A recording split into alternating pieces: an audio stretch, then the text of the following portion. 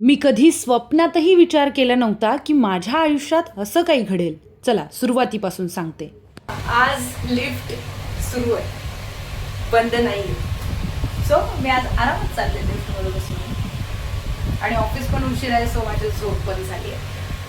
What a day. इतक्या आनंदात मी ऑफिसला गेले आणि गेल्या माझ्यावर एक मोठा बॉम्ब पडला. तो म्हणजे 8 वाजताचा डिबेट शो मला करायचा आहे. कारण विलास सर एका महत्त्वाच्या कामामध्ये गुंतलेले होते.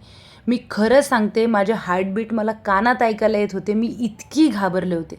अर्धा तास मला हेच समजण्यामध्ये गेलं की मी 8 वाजताचा डिबेट शो कसा करणार आहे. पण आता स्क्रीनवर तुम्ही बघत असाल, मी तो मार्गी लावलेला आहे. प्रचंड घाबरले होते, पण कसाबसा माऊलींच्या कृपेने काही चुकलं नाही, व्यवस्थित तो शो झाला. अरे लाईट का बंद केला. काम झालं, लाईट बंद.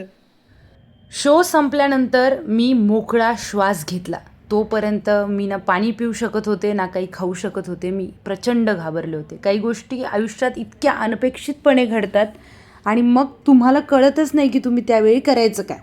पण थोडक्यात आमच्या संपादकांनी जे सांगितलेलं ते मी तुम्हाला सांगते. Rise to the occasion.